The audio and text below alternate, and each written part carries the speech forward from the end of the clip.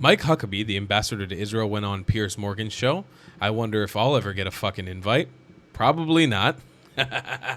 Ladies and gentlemen, he's too scared to have me on. That's why he blocked me on Twitter. I'm Tal the Traveling Clat, your favorite white colonizer, your favorite Middle Eastern Jew, your favorite Mizrahi Jew, your favorite everything. Love ya. Let's get into this clip right about now. The Funk Soul Brother, check it out now. Is the United States ambassador to Israel, Mike Huckabee. Ambassador, welcome to Uncensored. Thank you very much. Great to be with you. Welcome to Piers. Censored. On August the 6th, Censors me. You posted the following on your X account. Welcome to kindergarten, Piers Morgan, as Douglas Murray welcomes you to preschool about Hamas, Israel, and the war in Gaza. When Arab League calls on Hamas to disarm and let all hostages go, it's time to figure out who the real bad guys are. Now, look, I don't want to get into an argument about your characterization of my school level at the moment. However, what I would say is, let's just start this, Ambassador, if I may, by, I think, me laying out my view about this war, and you tell me where you differ, and then we can get to where we are now, because you may find that we're a little closer than you think. My view has been very strongly from October the 7th that Israel had a fundamental right and indeed moral duty and imperative to defend its people, particularly given that Hamas said on the record after October the 7th, we want to keep doing this. So on that, I think we're in full agreement. I also believe that Hamas, along with what the Arab League says, should disarm, let all the hostages go, and play no further role in any government of Gaza ever. So I think they've abrogated that right after what they did on October the 7th. I also believe, however, that the way that Israel has been prosecuting this war this year in particular has seemed to me to have gone past a point of self-defense and into something very different. And that's what I wanted to explore with you, I think, because you're there and you have a very good understanding, I think, of what is going on the ground, and we can get to that in a moment. But my criticism of Israel is not about the country, it's not about the people. My criticism is very specifically about the Israeli government and the way it's prosecuting the war, because it seems to me that the strategy this year, which has involved a 3-month blockade in which they stopped food and aid going into Gaza, which many viewed as a criminal act against the civilian population, but notwithstanding that actually what Israel's done is relentlessly bombarded Gaza in its attempt to take out the remaining Hamas fighters. But by doing so, it has not succeeded in having any hostages released since February. And it doesn't appear to have been defeating Hamas. So my question for you, I think, off the top, is why are you convinced, as you seem to be, that this new strategy of occupying Gaza City and continuing a relentless bombardment of the population in Gaza is going to be any more successful than what we've seen this year so far, which has not, to my mind, been successful? Piers, you've given me a lot to unpack right there, so let me see if I can do it. First of all, you're right. There's a lot of things you just said with which we agree. So I'm going to take you out of kindergarten. I'm going to put you all the way to the 2nd grade. I think you deserve that. So we'll start there. Thank you. I think it's important to understand that there's one bad guy in all this, and it's Hamas. And that's what I've said repeatedly. I've watched European countries put so much pressure on Israel because they don't like the way they're prosecuting the war. Whether people like the way they're prosecuting the war, it is their war. They dumped an enormous amount of humanitarian aid and food in prior to the blockade. That would have been more than enough to feed them throughout the blockade. But the problem was that Hamas was stealing the food. One of the reasons that Israel stopped the just almost unlimited supply of food going in was because Hamas was profiting off of it. They made $500 million last year selling it. And one of the things that was so outrageous was because they would steal the food. By the UN's own numbers, about 88 to 89% of the food going in has been stolen or looted. So that means that the people weren't getting the food, and I'll tell you who else wasn't getting the food. The hostages. I know you saw the video of the hostages a week ago when Hamas posted this hideous, disgusting video of hostages being tortured, being starved, and being forced to dig their own graves. They're not getting any of that food. So the problem has come that all the pressure from European countries and even Canada has been focused on Israel rather than focused on Hamas. And what I said in the tweet, and I know you didn't like it that much, but I was having a little fun with it.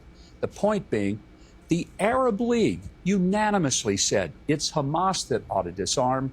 It's Hamas that ought to give up and recognize that they have no future, and they need to let all of the hostages go, not dribbling out. They need to let them all go at one time. I think Israel is right to call for that. To be honest with you, you mentioned about the plan to take Gaza City. We don't know how that's going to go. It could go sideways. I think everybody understands there's no guarantee that it will go well. I do know firsthand that Israel has put offer after offer after offer on the table in negotiations trying to get some type of diplomatic settlement. But Hamas is not interested in that. And it was just a little over a week ago that the U.S. decided they're not serious and got up and walked away and said there's not going to be a negotiation that is going to result in the release of the hostages. Now, after Israel has said, okay, we're going to move in more militarily, take Gaza City, suddenly Hamas says, okay, maybe we should meet. We'll have some more discussions. So one has to wonder, are they really serious about ending this? Are they really serious about doing it in a way that President Trump was very clear about? Hamas can't stay, and Hamas has no future in governing Gaza. That's important, because leaving Hamas, even a little bit, is like leaving the Nazis in Germany after World War II. And I don't think anybody thinks that's a good idea. There's a lot going on with the global... Fucking stupid ass Piers Morgan. I'm not getting any of your fucking ad money on my show. Bitch. Well, I completely agree with about that. So I think on that, I think it's important that people understand watching this that we do agree about a lot of the fundamental principles here. Hamas are the absolute bad guys in this war. They started this, and they should absolutely have no place in governing Gaza afterwards. But that doesn't mean that Israel can't also be held to, in my opinion, a higher standard than a terrorist organization. And Israel should expect, as the only democracy in the Middle East, to be held to a higher standard. And that's why the way that Israel behaves in the way it prosecutes this war has come under such intense scrutiny. And I would just ask you, as the ambassador there for the United States, that it must concern you when you see Germany heavily critical now of what Israel is doing, the United Kingdom, Italy, today calling the plans for the occupation of Gaza City a potential disaster. France, you know, most other Middle Eastern countries, you'd expect them to, but so many of Israel's historic allies lining up now to say they have serious concerns about what is now happening in Gaza. Does that not give you pause for thought, Ambassador?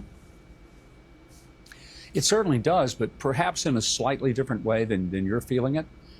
I wish those same countries would recognize that by them calling out Israel specifically and barely mentioning not only Hamas, but not even mentioning the hostages, if at all, maybe slightly, what they have done is empowered Hamas. And I think you probably saw the interview that Secretary Rubio did over the weekend.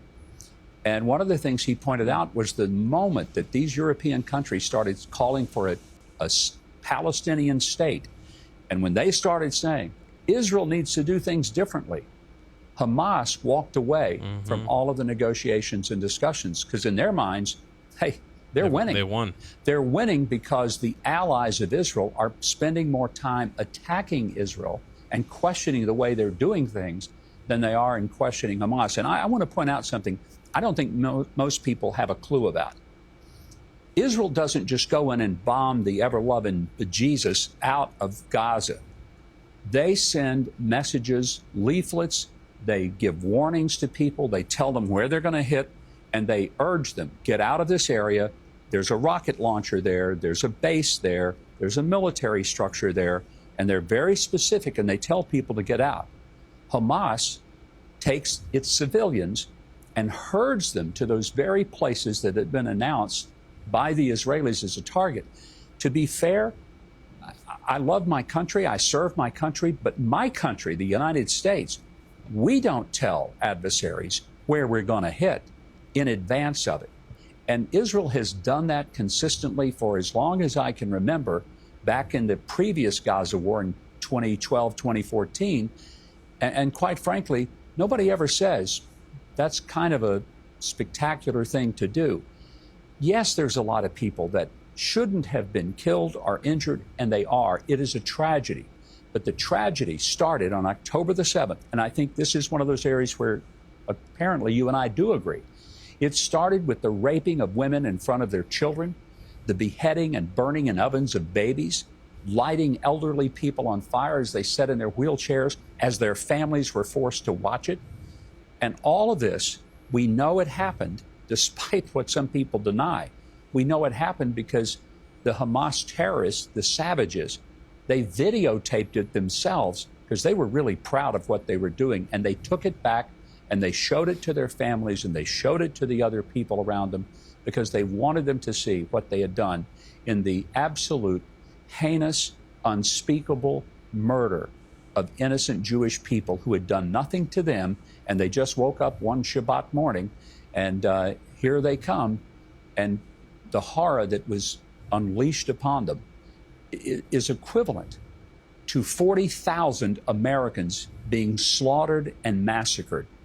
And I wish more Americans put in that context that over 1,200 people murdered that morning is the equivalent of 40,000 Americans.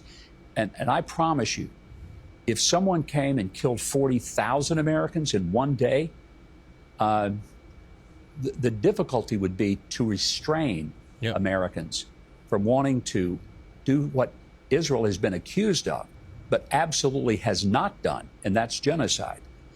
I've said this many times, Piers, if Israel is trying to commit genocide, they're really honestly bad at it. Because they could have done genocide on October the 8th. We know they have the military capacity, but they haven't. They have tried to spare civilian life, tried to contain the collateral damage, but they don't get any credit for that, appreciation for that. Instead, they get condemned by the very people that ought to be their allies and that ought to understand that if the same thing happened, whether it was in France or Great Britain or Canada or the Netherlands, I assure you that the people of those nations would not say, gee, we just don't like the way that you're fighting those who did this to us. Well, look, I agree with everything you've said about Hamas. They're a despicable terrorist organization, and what they did on that infamous day will live in history as one of the worst terror attacks imaginable. However, when it comes to this idea that you're promoting there, that Israel has been restrained in the way it's gone about its response, I would take issue with that because, as you said, 1,200 people were killed that day. It was horrendous. But in response, Israel has now killed north of 60,000 people, including over 20,000 children. Let me pause. Let me pause there. When you use the term 60,000, let's remember that that figure comes from the Gaza Health Ministry, which is Hamas. Hell yeah, Mike. And we don't know if this is anywhere near accurate. Plus, it also includes the terrorists. It's not just civilians, not 60,000 civilians. Tell them. We don't know how many it is. It could be 15,000. It could be 50, it could be 60, and 3/4 of those could be the terrorists. So those numbers are a little hard to validate because they do include the terrorists themselves, and I'm not sure that that's a casualty that most of us are going to lose any sleep over and weep over. Well, no, I don't. Well, okay, so let me pause you. Let me pause you on. Okay, let me pause you then, because I would just say yes, that is correct. No one's going to lose any sleep over Hamas terrorists being killed. I have had other people on the pro-Israeli side tell me definitively that they believe at least 25,000 Hamas terrorists have been killed out of that total. But oddly, they can never tell me how many civilians have been killed. So it seems almost either that the IDF is only collating the numbers of enemy that is killing in terms of Hamas terrorists and not collating the civilian deaths, which would seem unusual, or, and this is another thing I would put to you about the Gaza Health Ministry, that historically, before October the 7th, as you know, most of the Gaza Health Ministry figures that they reported in terms of casualties, because unlike the Israeli side, they name all the people in lists that they report and publish, that actually historically they have turned out to be broadly accurate and been accepted by Israel. So if your position is now that suddenly after October the 7th, the Gaza Health Ministry numbers cannot be relied upon, there are many who would respond by saying, well, Ambassador, hang on a second, because actually historically their numbers have turned out to be broadly correct, and therefore we should accept them as broadly accurate. What would your response be to that? Oh, here we go again. Fucking Piers. I can't validate that what you said is accurate. I'm not familiar with the pre-October 7th Gaza Health Ministry credibility.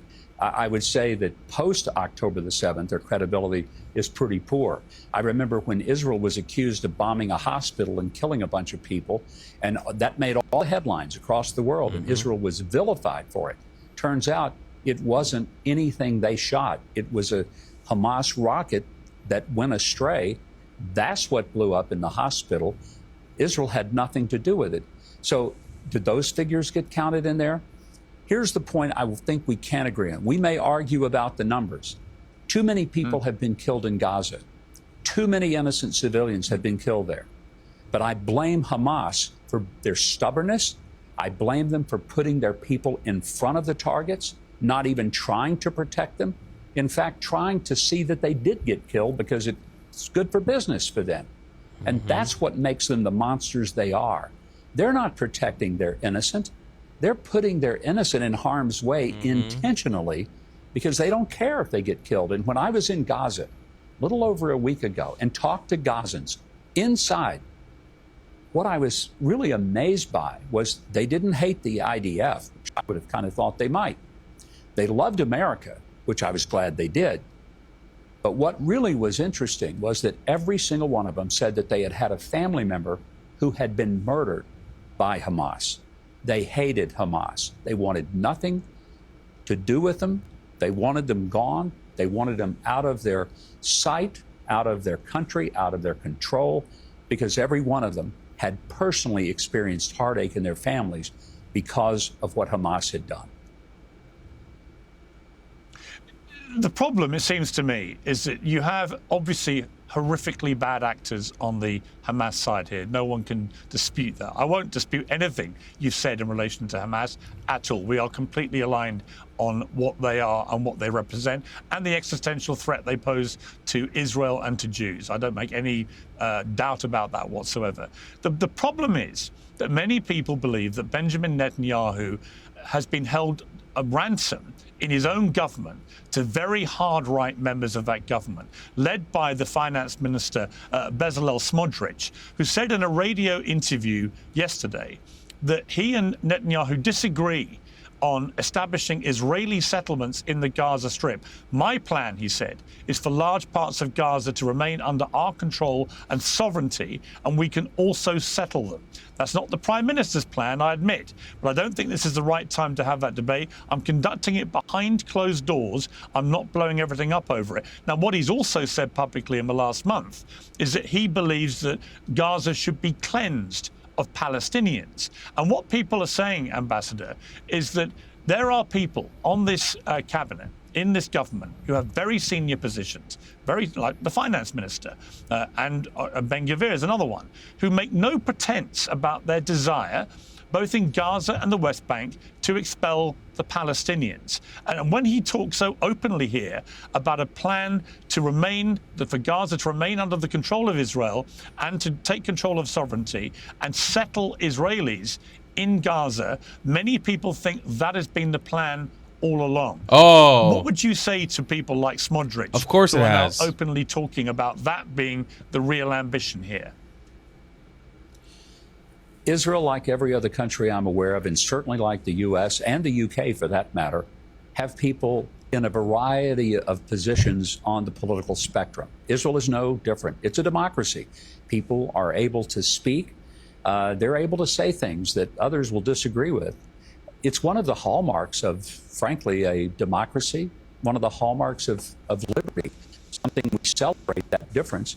We may not celebrate every point of view. I don't celebrate every point of view that I hear coming out of the mouths of American elected officials who are in Congress.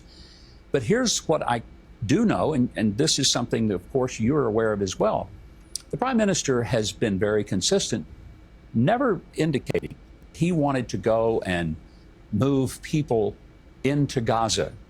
He's been explicitly clear that what he would like to see is, once it's controlled, once Hamas is gone, once that dust has settled, and there's a lot of dust, I can tell you from having just been there, he wants to see an international coalition that would include largely, and perhaps mostly, with the exception of the United States, Arab partners, people who would have a governing hand and a governing role for a matter of years until the whole place can be built back. That's what he has stated. So, yeah, there's going to be differences of opinion with the Prime Minister within his own government. That's kind of normal. It's what we have in America. Heck, we've got some Republicans in the Congress that don't always agree with President Trump. All right, I'm going to butt in to here. my chagrin, because I think and I appreciate Mike Huckabee a lot. Do you know why none of the Arab countries have stepped up to the plate to develop this future collaboration about? Because they all fucking hate Palestinians. Do you know why they haven't come together and said, hey, Egypt, hey, Jordan, we have peace with Israel. Let's work together. Let's help them. Let's support. You know why? Because they hate Palestinians. Because they don't see them as real Arabs or Muslims. And they see them as a bunch of extremists who, the second they will try to help them, will turn on them and start killing them. That's why they haven't done anything yet. The only dummies, notice how the only dummies in this equation who have accepted a Palestinian state and openly reaffirmed that have been Western countries. Can you notice that trend? It's because y'all are retarded. You don't know who you're dealing with. You have no idea what you're talking about. The second you allow a Palestinian state to form, the second you come and you manage Palestinians, they will kill you. They will come and they will kill you. And they will call it liberation, and they will call it decolonization, and they will make fun of you, and they will have the most amazing propaganda, because if you have to kill one of them, they'll say it was a woman, child, or journalist, even if it was a 46-year-old man. Oh, you killed Ahmed, he's 46 years old. Even if he was pelting rocks at you, dangerous rocks that could kill you, and you had to kill him. That's it. You killed a woman or a child. You killed a journalist that identifies as a woman baby. That's what happened. But that's Palestine. That's the Palestinian agenda. There's nothing more than that. This isn't to dehumanize them. It's just there's nothing more than that in Palestinianism. It doesn't go any deeper than that. Everything else is a shared quality of other Arabs in the Levant. Everything else. It's the muqawama, or the resistance that they have coined as a term that exists solely for the purpose of overthrowing whoever they see as an occupier. And guess what? If Saudi Arabia and the Emirates and Egypt and Jordan were to come and occupy Gaza and help them rehabilitate, they would literally call them colonizers. I am not joking with you. They would not accept them. They would not be friends with them. They would call them occupiers. Why? Because the fat asses in Hamas will lose control. And it's all tribal hooga-booga warfare. You think for 1 second this is about really freeing Palestine at this point? They know that ship has sailed. They're just trying to get rich and be fat and make money and leech off their people. And if you kill a few Jews here and there, that's great. It's a corrupt shithole, that place. A corrupt shithole. There are 15 different tribal families that I've been able to account for that are all trying to kill each other. And they all hate each other and have different alliances. Palestine is the biggest scam in the history of planet Earth. The biggest scam. You're being scammed out of your time, out of your attention, and for some of you really retarded people, out of your money. You are being scammed. It's a scam. It's no different than an Indian call center that sets up those scams saying, hey, would you like to buy this tech support thing? It's the same exact thing. It's the exact same concept. There is nothing different about it. You are being scammed. Case in point, I love you long time. We'll see you in the next one. Goodbye, class. If you believe in my content and want to support me, just know your help is needed. There's a bunch of great ways to support me, being PayPal, Buy Me a Coffee, or joining my Patreon community down below. Patreon is the best way to support my channel, and you'll get a bunch of cool perks depending on what tier you join. Another great way to support me is by buying my merchandise on thetravelingclat.com. I regularly drop new merch designs like this beautiful hat, or this amazing shirt, where you can support the channel and get something cool for yourself. I also have an amazing Discord community with people from all over the world. Thank you so much for your support.